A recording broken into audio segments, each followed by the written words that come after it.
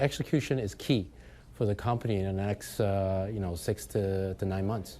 So, Steve, where are we now, or where is the market when you talk to investors in terms of getting a sense of where EV demand is in the U.S. and then maybe globally?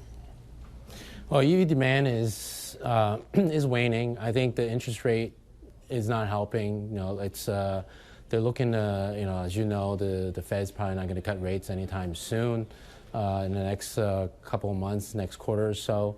So that's going to continue to weigh on big purchases like automobiles. We're seeing that across the board in the U.S. as well as in China. China's a little bit worse for Tesla because there's so much new competition there.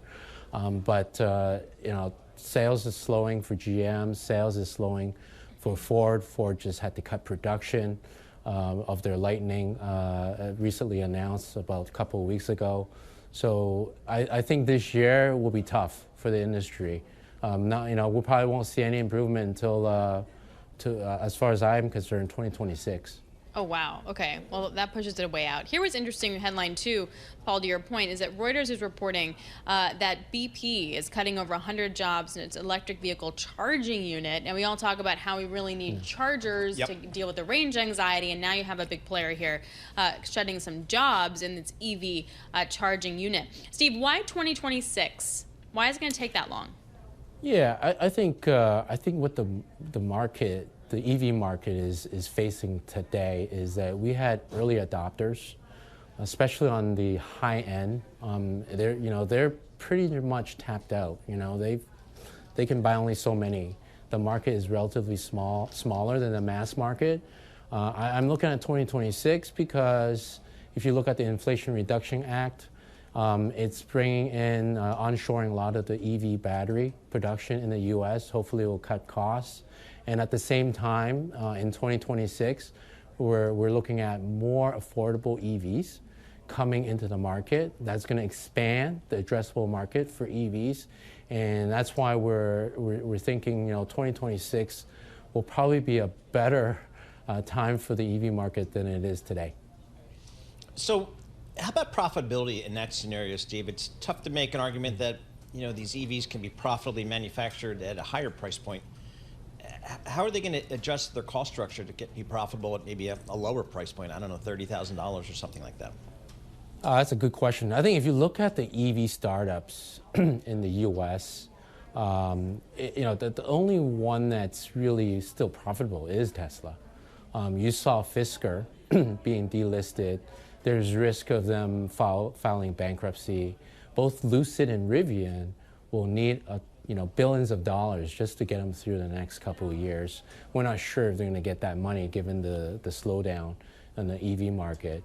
But on the bright side, I think Tesla is still generating cash. They're making some of the cuts today, I think, really to maintain cash generation so they can continue to invest for the long term. Mm-hmm. For them, I think what's really important for them is the AI, the FSD, the full self-driving systems that they're trying to build out. That's going to be the future of the automotive industry. It's really those software-based subscriptions that's going to drive revenue, not so much of the automaking. So if they're trying to get there, trying to maintain cash, maintain some level of profitability to make those investments to get them there. Interesting. I was thinking about self-driving as I was coming up the Taconic, or going down the Taconic yesterday, and I was like, would I want to be in a self-driving car right now on the Taconic? I don't know the answer to that. You were driving? I was driving, and I was like, I don't know, man. I think I want to trust myself behind the wheel. Anyway, before we let you go, Steve, let's go to the SVP departing. So Drew Baglino, he leaving the company, as I mentioned, senior vice president. Who is he? Do we care? Like, how big a deal he was in Tesla? What did he do? Walk us through it.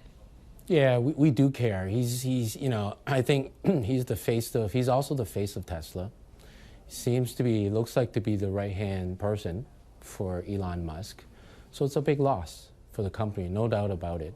But he's a powertrain engineer for the most part, energy engineer. So he's really involved in the battery. If you saw him on Battery Day, I think if you look at Tesla and what Elon Musk have been saying about Tesla's future, which is on AI, which is on full self-driving, Is it a big loss? I mean, you can argue that, hey, you know, Tesla is moving on to the next phase.